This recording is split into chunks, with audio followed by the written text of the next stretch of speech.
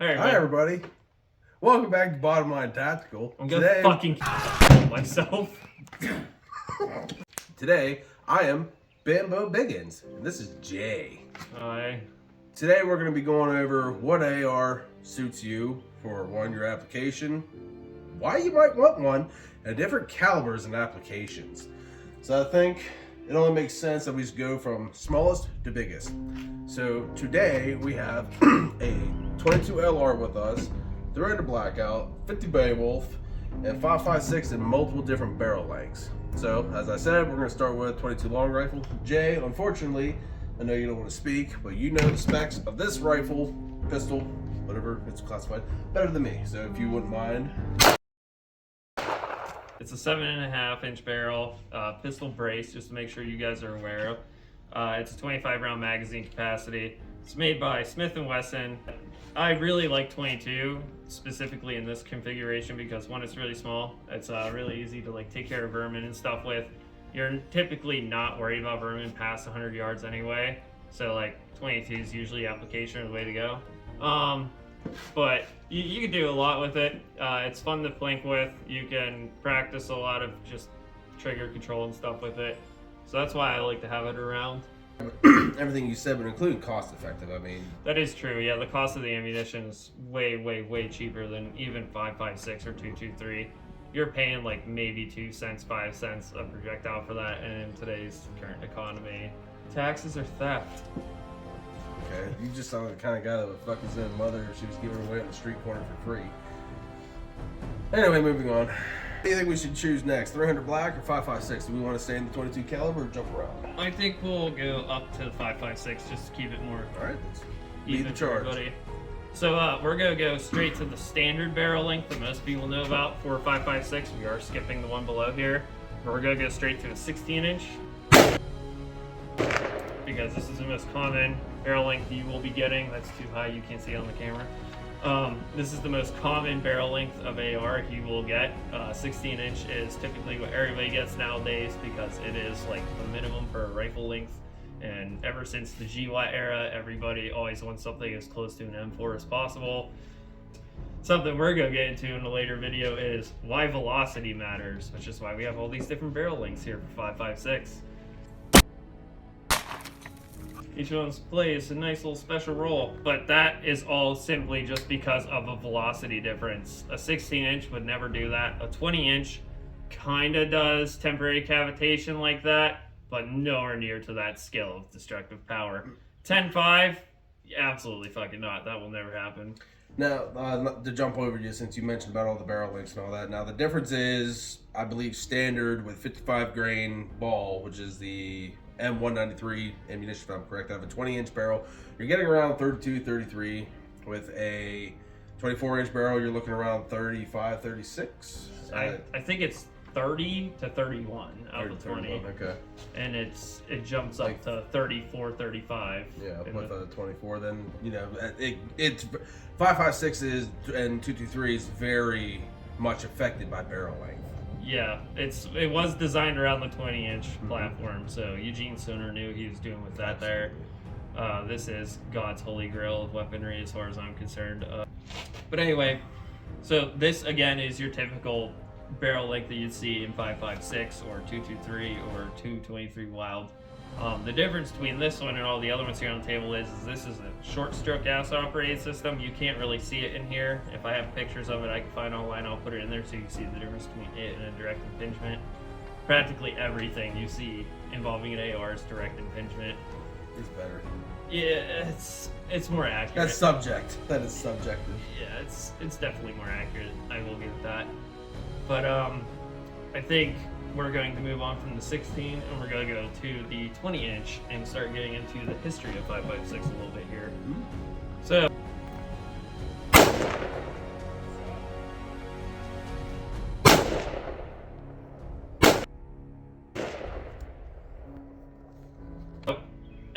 this is a good old M16 clone, thanks and courtesy to Tactical Timmy, who's off camera here right now.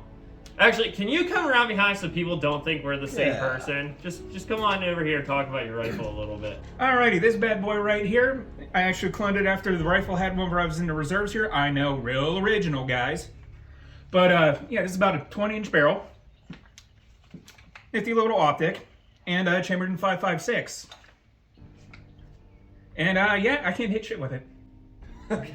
So the reason why you might want to choose a 20-inch barrel is, for one, velocity.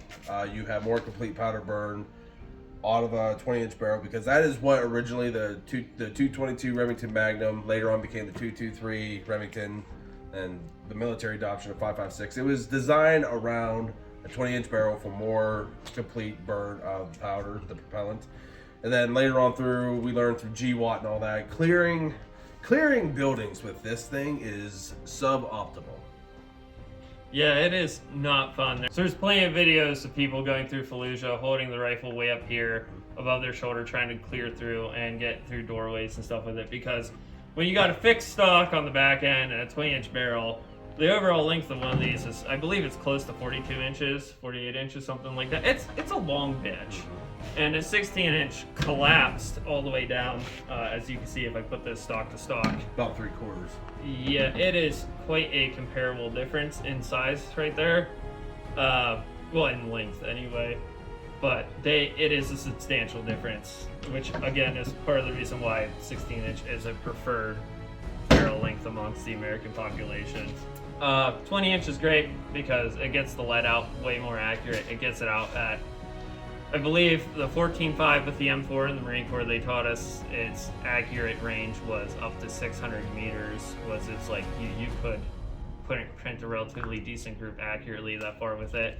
No, what is relatively accurate? Are we talking size of man, or are we talking size of a person? Yeah, like what part, like torso or what? Silhouette, just like the whole aperture of a human. Shooting shadows. So yeah, it's not like you're not going off MOA at that point. You're going off of like the average approximation of a military age fighting male.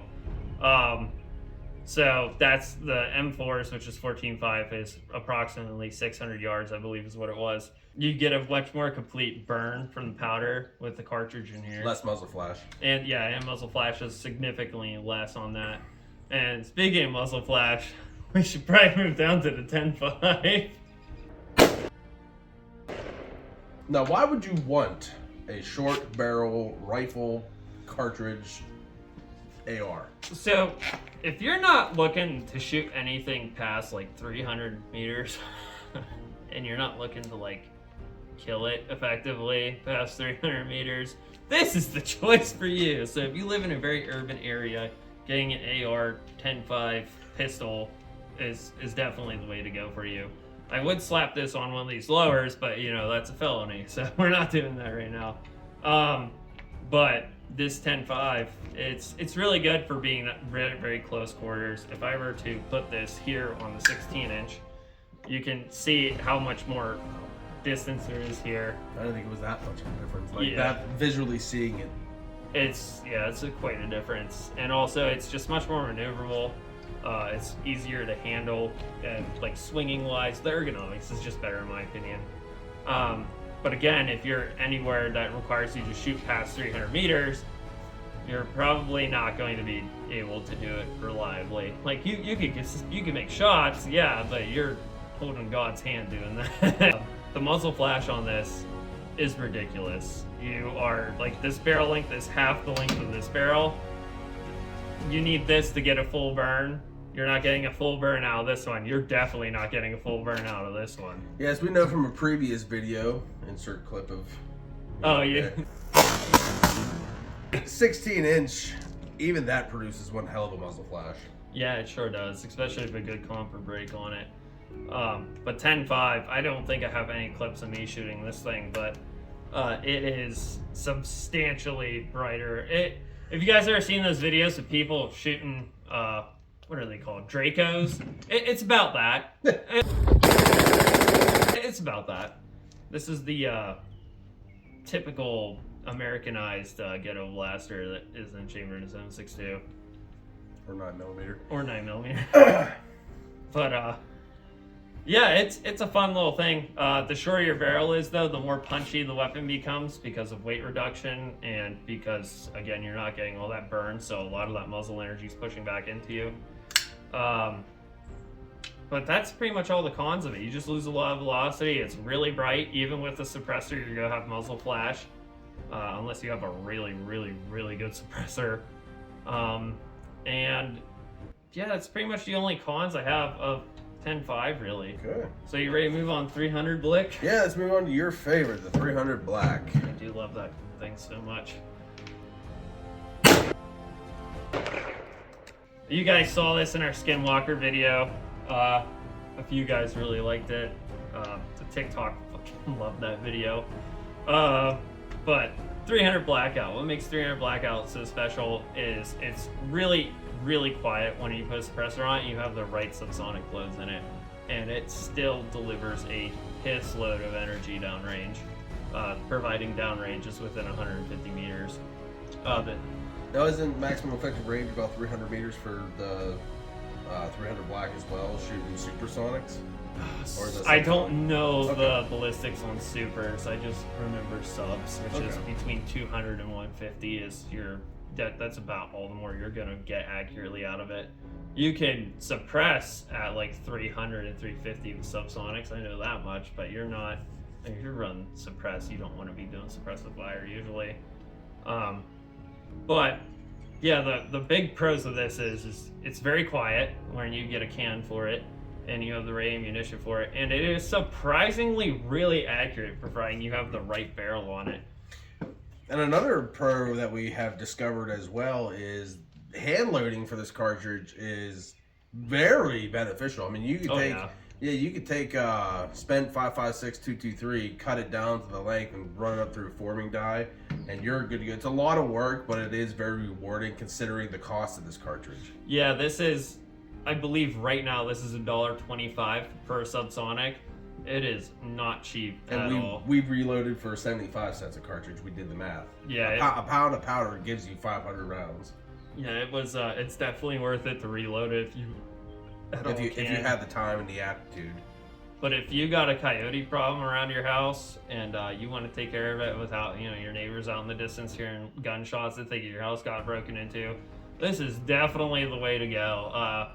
Nobody has complained about us shooting at night with this. Nobody's made any reports about it. It is a very, very quiet gun. You still, if you're within a certain range of it, you still hear it very audibly. But once you are past that range, you don't really hear it. There's actually a video of me being only 120 yards downrange from this, and it just going over me at subs, and I can't Sounds hear like acorns. Yeah, I can't hear the report of it at all past 120 with a berm between me and him shooting it, so that was quite the experience. But other than the price, this is good. They're becoming more prevalent, so their prices for building them and buying the complete upper is starting to go up. But what's really convenient is everything we've talked about so far, excluding the 22, they all take the same bolt face group, they all take the same bolt carrier group, they take all the same everything excluding barrels. The only thing different on all of these is the barrel. That's it. But I guess now we get to move over to why you are now Why I'm now Bambo Biggins is my Biggins. name, and Big Bore ARs is my game. This is you. This is the guy she told you not to worry about.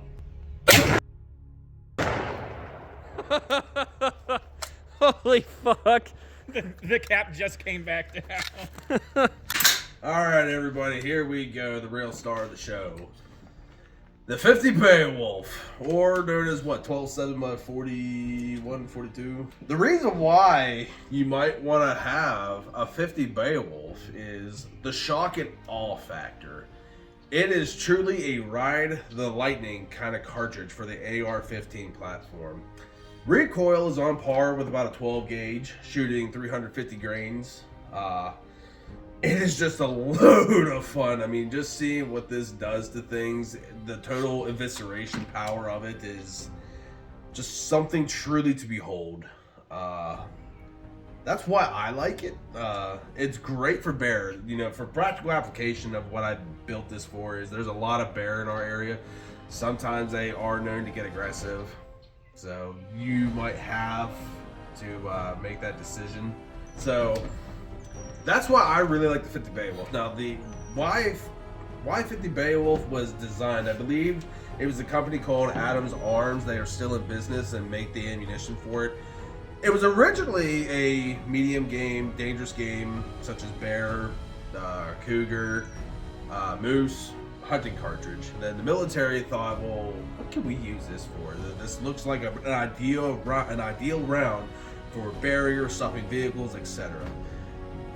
Allegedly, the reason why it wasn't accepted is because I believe Alexander Arms did not agree to one of the stipulations, like of the naming or something like that. I'm not too familiar with that, but that's kind of why it gained popularity there for a little bit in the early 2000s, and it kind of died off. I mean, another reason why it died off is because you have to use a different kind of bolt face in your bolt carrier group. Like it's the AK-47, the 760 but 39 head. There's that caveat to it. Recoil, it is pretty stout. Like I said, it is like shooting a 12-gauge shotgun. It's not very pleasant for more than 10 rounds. That's where you kind of start with it. I found out long range too, it drops like a rock from 100 to 200. With this LPVO, I had to use the 400 yard hash mark to make hits at 200.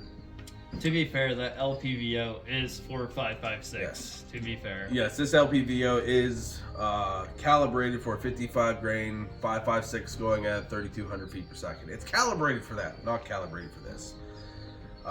Another con to it is ammunition cost. It's about $2.35 a pull, which isn't hateful.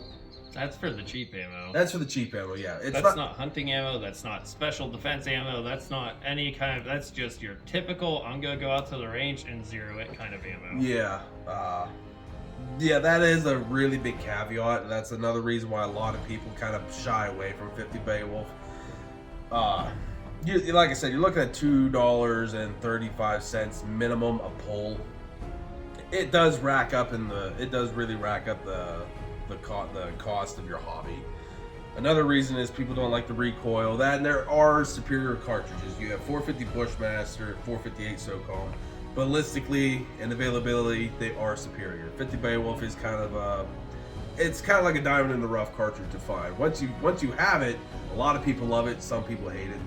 50 Beowulf is that caliber you get instead of 458 and 450 Bushmaster, just so you can walk into the bar and be like, yeah, that is the reason why. That is one of the reasons why I got a buddy of mine over at Gears and Guns, Justin, shout out. Ever since I shot yours, I fucking hate you because I had to have my own.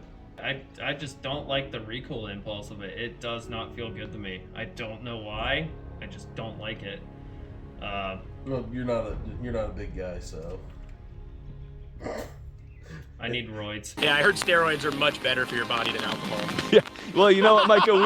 We all have our vices, don't we? We all have our fucking vices, my friend. Insert milk meme. Anyway. 22 cal versus 50 cal. Big difference. Mm-hmm. And out of a 18-inch barrel, that is around 1775. Insert eagle screeching.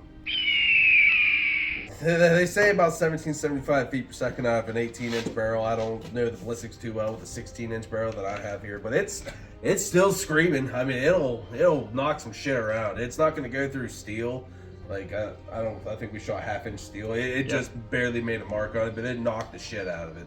Yeah, we shot old railroad ties with it, but yeah, it put like the tiniest little dent on it, but holy shit did it move that steel. It cracked the fence post holding. Yeah, it delivered a lot of energy through it, whereas this just punched almost halfway through the steel, because, well, this is a steel quartz and armor penetrator.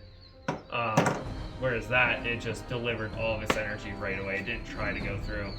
So, I mean, like, you know, theoretically, you could incapacitate somebody wearing level 4 plates with this with one shot. Theoretically, I'm just saying. You think we should stop there, maybe? Yes.